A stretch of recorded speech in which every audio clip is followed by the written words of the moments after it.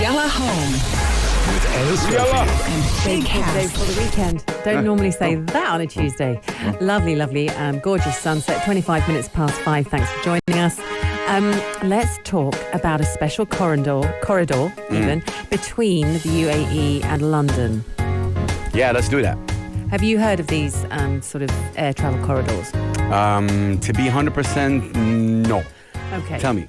So I think other countries are doing it as well, but the UK made a list of countries that they felt were safe to not impose quarantine things on. And that list of countries, they have a special corridor with. So you can speedily travel and you don't need to quarantine when you get to the other side. You don't need to quarantine when you get to the UK. The UAE isn't on that list. And at the moment, if you fly to the UK from here, you need to sit for 2 weeks completely still, and you will be arrested or fined over £3,000, which is 15,000 dirhams, if you don't quarantine. Yeah. They're quite strict with it. For once, which is good. They have the right. No, it's fine. It just means that if you do want to pop over for any reason, for someone like me, I can't take 2 weeks off just to quarantine and then another week to see relatives or, my dad's 85. Tough. I'd love to see him. Of course. And there's other people that I kind of need to see. But I can't go at the moment because it would mean 3 weeks minimum. I can't possibly stay away from you that long. Yeah, I'm not sure that's the only reason, though. Oh, it has. No. It just has. Sure, you'll be so happy. Like, 2 weeks free from us. Oh, my God. Let's go. That is not true. But anyway, they're talking about lifting this. Okay. And it's really, really exciting because statistically, the UAE's figures are lower than the UK's figures. Our recovery rates are brilliant. We've plateaued in terms of new cases. Our death rates are low. You know, our figures are all good. Our stat signs are great. If we were someone in hospital reading our stats, we got good stats. So they are talking to the UAE and they are saying, okay, we could possibly actually implement an air travel corridor, which would waive some of the quarantine regulations. Yeah, which would be so nice. The UK is also looking at other countries. There's certain other countries that it also might do this for. But they want to, and this is a quote, travel is an essential part of the kickstart of the global economy. So everyone is trying to get this back up and running. You know, it's really, really important that people do travel. They want us to travel because everyone needs to exist. People need jobs. People need salaries, you know, et cetera, et cetera. Yeah, no, 100%. I think, you know, both airports are busy, like before the pandemic. Yeah. Mad busy, whether you're talking about airports in the UAE or, of course, you know, the UK. I think it all goes down to trust. So then now they're saying they're thinking about it, or it's going to happen? It's in process. Okay. They want to do it. But for it to make national headlines, which it has today in the UAE, it's obviously... There's some good news. Yeah. Pulse 95. Pulse 95 Radio, Yalla Home, ladies and gentlemen, keeping it up right here, right now. Let's go. Sometimes it takes the time for the music to play, Anna Scopie, but it's all good. Okay, Anna, this is it's a bit of a sad story, but you know, it's a sad story. I'm telling you, it involves so basically in Egypt, Masr Medunia, in a very, very emotional event. An Egyptian man passed away drowning while he was trying to save a dog from drowning. Okay. So the dog was actually drowning and in the water. I'm not sure it was his dog. We can't confirm. Right. So people, you know, eyewitnesses said that, you know, sadly the gentleman tried to save the dog, but then the gentleman passed away. Like he got, you know, he drowned. Yeah. And he couldn't, you know, he couldn't swim back. So, you know, these kind of stories like that, when you hear stories like that happen every single day, you know, throughout the world, you know, you feel like, you know, it's just a heroic thing to do, but you lose your life and you lose, you know, the people that care about you, that care about this gentleman. And they've all lost the person they love. Yeah. And you're like, you start questioning and you start wondering, is it worth it? Is it not worth it? Is it that? And this is something that you can do on the spot. Like, you know, if... Yeah, you make the decision. You make the decision seconds and going in or whatever not happens, it happens. So it's like a... I've had You this know? conversation before, actually, with a friend of ours. Both of us know him. And he's twice gone in and saved dogs from big sea swells. But I think you've got to know the sea. Yeah. And so his story for one of the dogs, it was his mother's dog, and the dog got into trouble, got caught in a rip and got into real trouble. He dived in to save the dog, got the dog, and so the dog is on him and he's got the dog. Yeah. And he just said, right, we are now, boy, we're going for a swim, we're going to go where the sea takes us, because he knew that actually, if rather than struggle against the tide, they were never going to get in against the currents that were going. Yeah. So he floated. So him and the dog went for an hour later.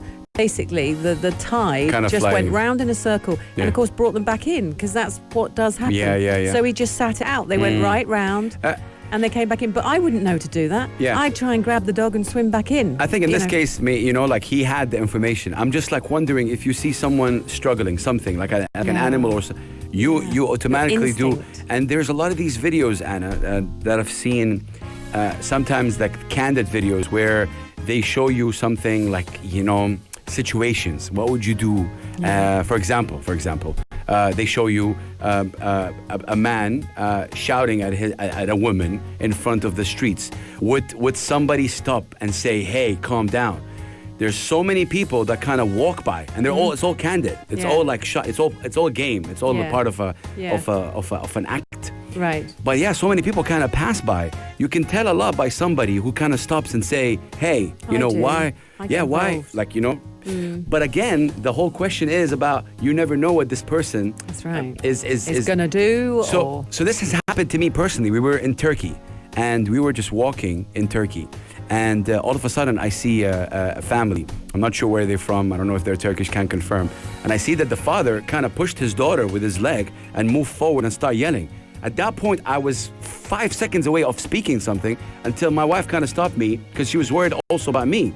You never know what these kind of people have. Yeah. So it was like it's these seconds. What would you do in this moment? Would you really lose your life for something like you never know what to expect? Yeah. It's such a delicate thing, So you just have to be careful. That's all I'm saying. Kind of be careful what you kind of get yourself into. Agreed. It's an interesting. It's a very you'd end up fighting with this person, for example, maybe losing, your life, or something happened to your family.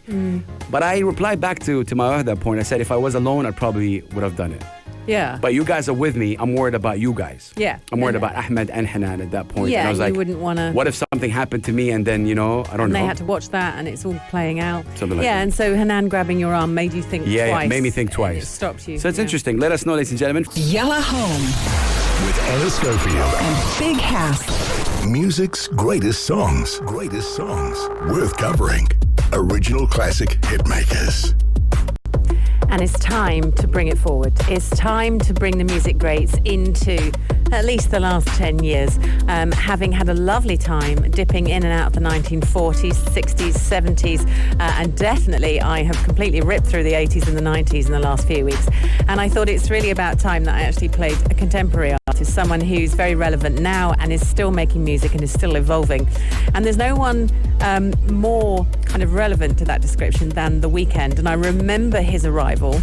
And it was quite a weird, dark arrival, and he did that on purpose. So he sort of, when he first started, late 90s, he came up very gently and he kind of hid who he was, and he just put music out there. So I'll tell you the story of the man.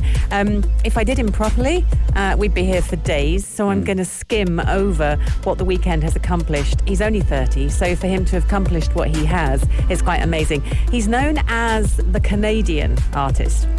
But actually, if you dig a bit, you'll find out there's a bit of Ethiopian heritage in there, and that it was the late 80s. Both his parents were Ethiopian, and they went to Canada in the late 80s and were, immigrants there. And he was born in Canada, but actually his parents weren't from Canada, and they'd only recently moved there. So interesting backstory.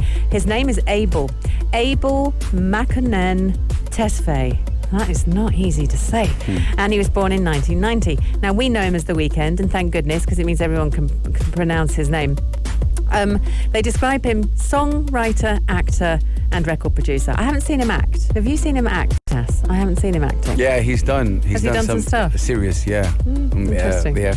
Yeah. Okay. I'm going to dig around for that. So, as I said, he anonymously started his career. He uploaded several songs to YouTube, basically. This is what artists do now. And a year later, he released the mixtape House of Balloons, then Thursday, and then Echoes of Silence, and quickly earned a following and got lots of recognition. Lots of critics loved him.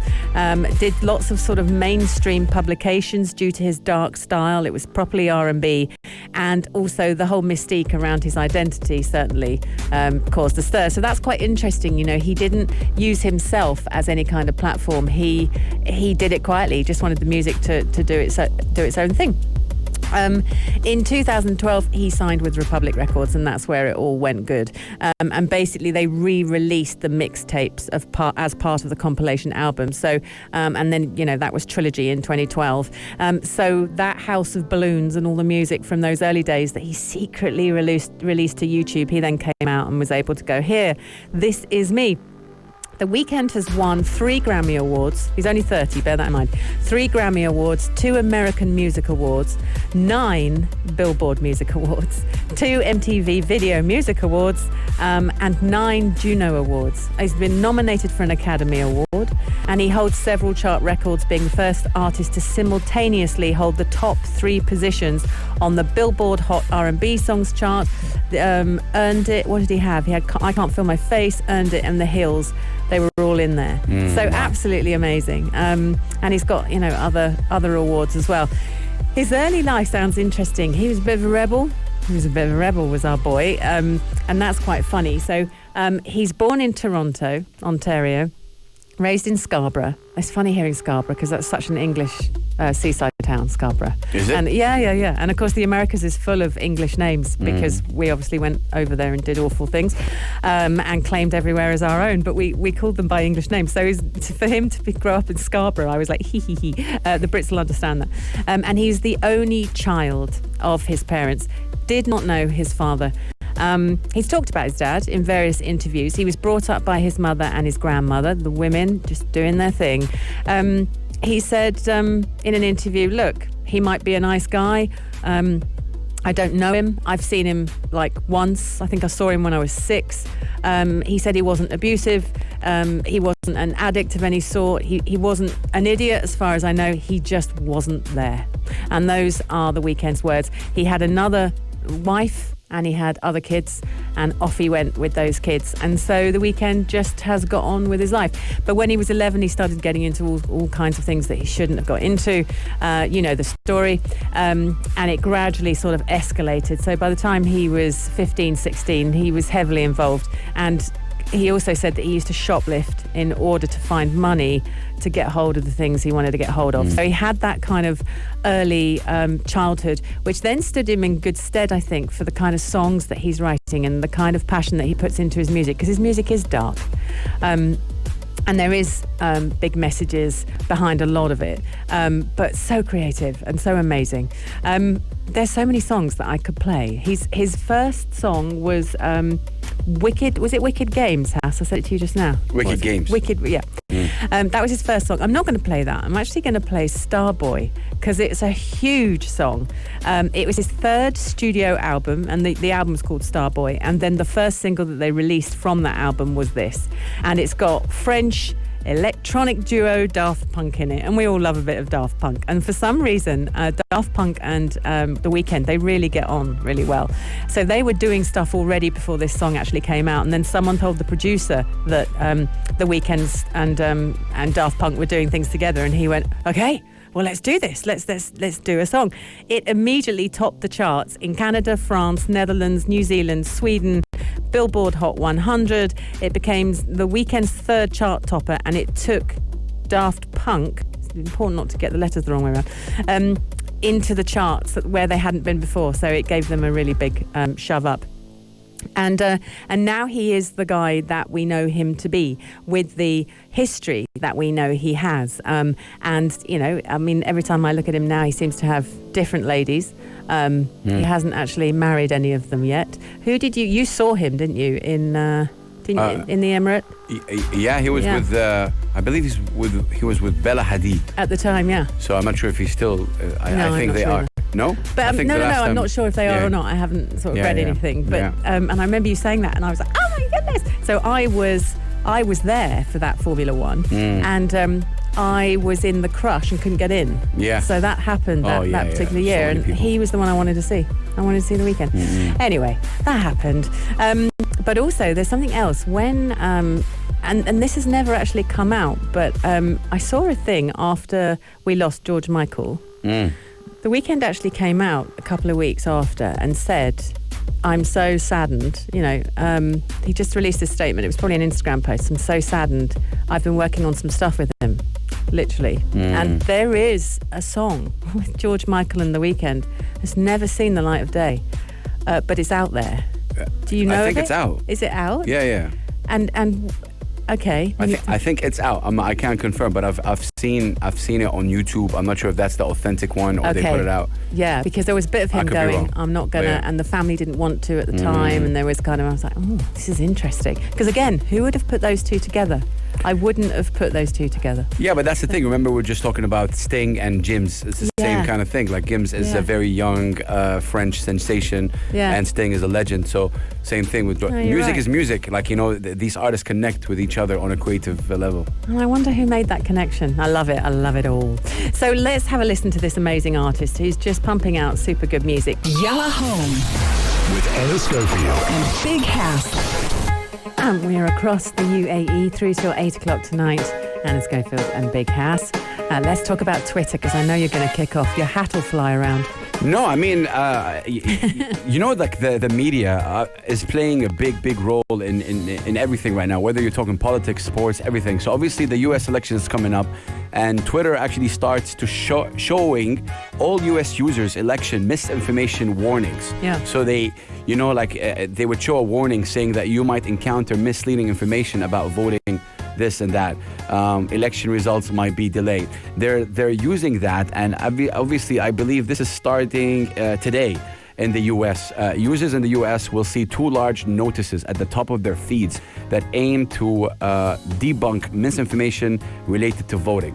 The striking messages are designed to push back against all these false claims about the 2020 election. So one notice warns users that they might encounter misleading information about mail-in voting, while the other attempts to head off online election-related chaos by cautioning that the results of the U.S. elections may be delayed. So it's all these things are on Twitter, and again, also fact-checking happened to the president when someone with that big platform would say something, and of course the whole world. Yeah, would then believe just the president. retweets it. And they would passes it around. say this information might be false, please research, or something like that. Yeah. Which is interesting that you would fact check a political figure, which is but, interesting. I mean, they've come a cropper with him. He Yeah. just does throw out stuff, doesn't he? Yeah. He's known for saying bumbling things. But they are saying that this election 2020, which, by the way, they're saying is November the 3rd. So that's next week. Wow. Yeah. It's in 6 days. Amazing. It's unlike any other in US history because so many more people will be voting by mail. And so lots of things could be potentially delayed with everyone mailing in their vote. And of course, with that comes all the adverts that will be around it. If you're mailing in your vote, it's just so dodgy. And remember that It the is. US has a history of not being completely ethical when it comes to its elections.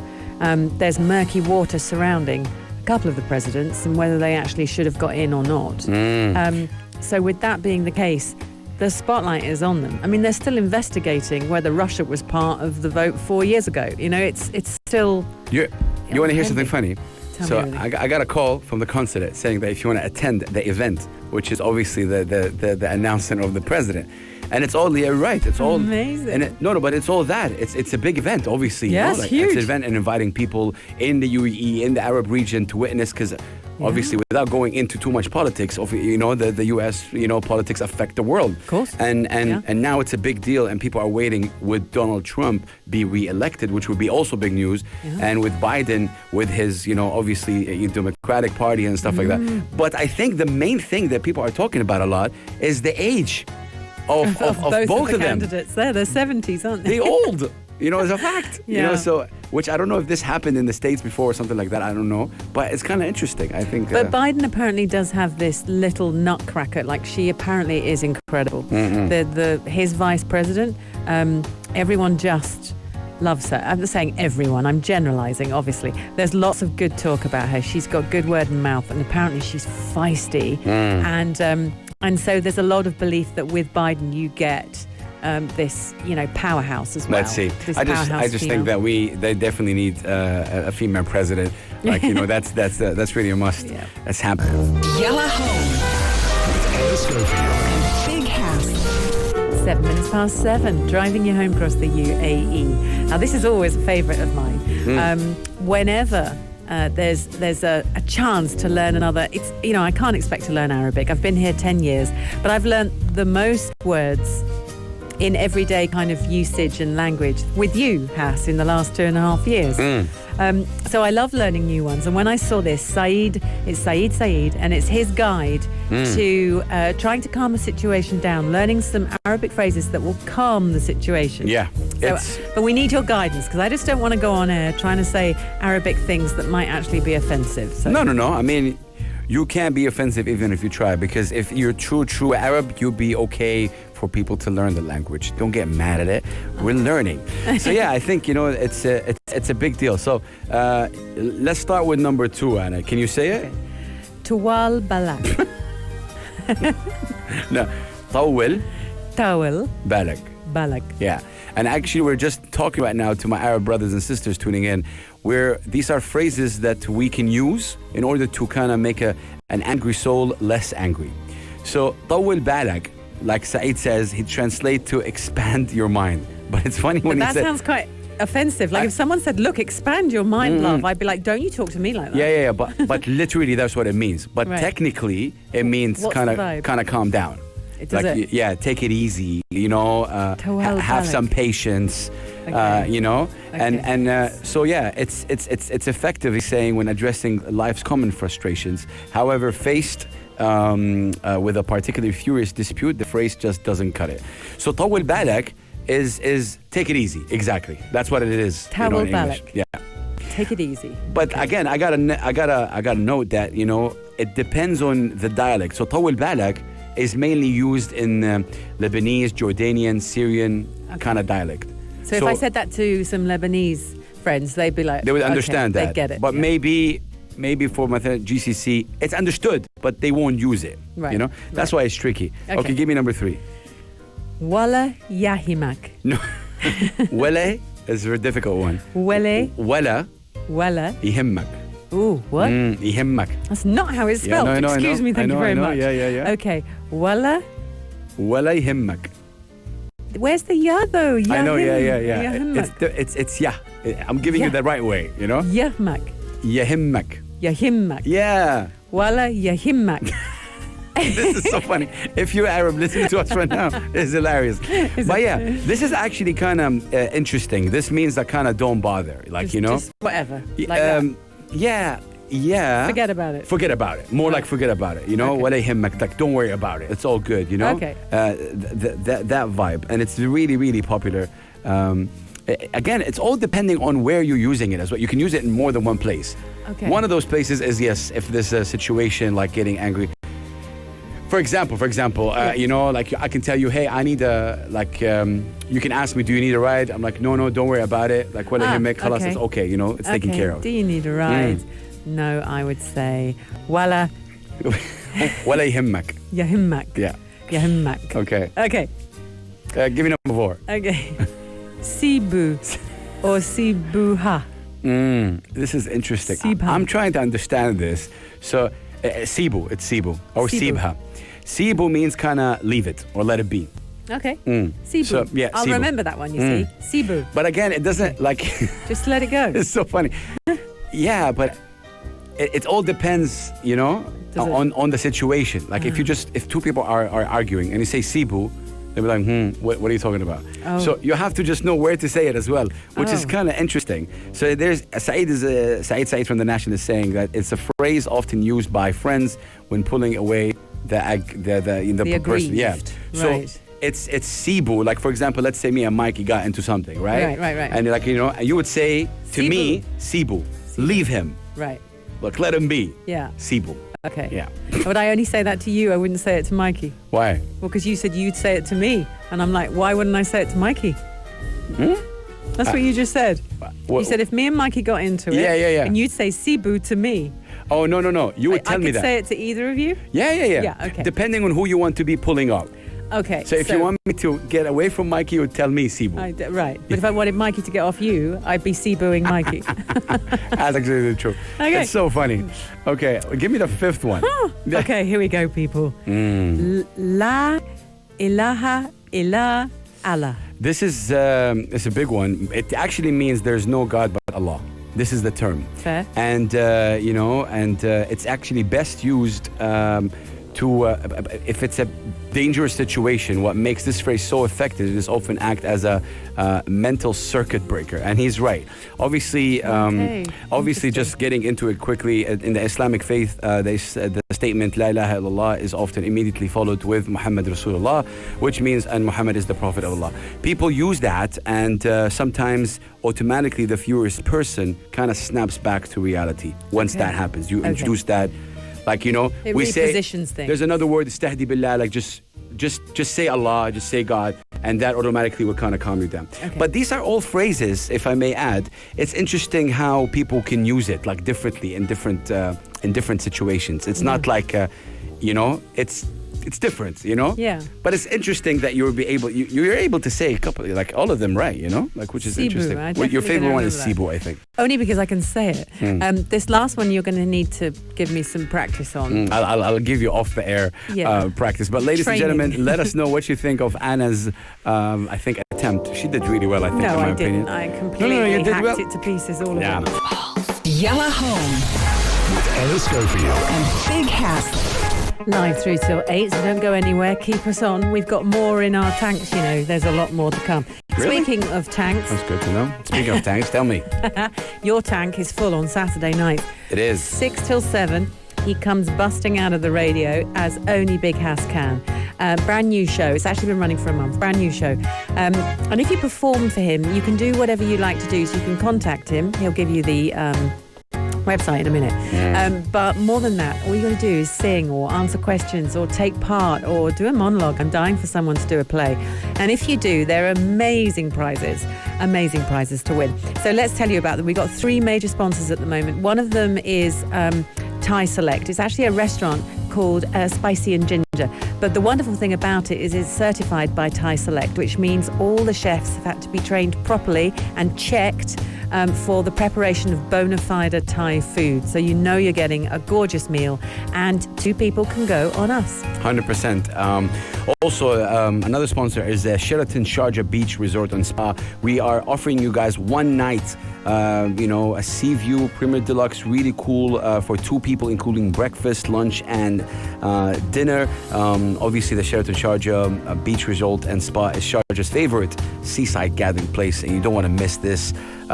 We have also a third sponsor, Anna. We do. We have the gift hamper from Benzina. And Benzina is one of these gorgeous pharmacy chains that's been in the UAE since 1965. So totally committed to their society. Best quality of health and beauty products. And when I say gift hamper, I mean hamper full of beautiful kind of lotions, potions, moisturizers, vitamins, all gorgeous stuff. So you've got wonderful prizes. 100%. If you liked this episode of Yalla Home, drop a like and subscribe. 95. Be sure to follow us on Instagram for all our daily updates and top stories.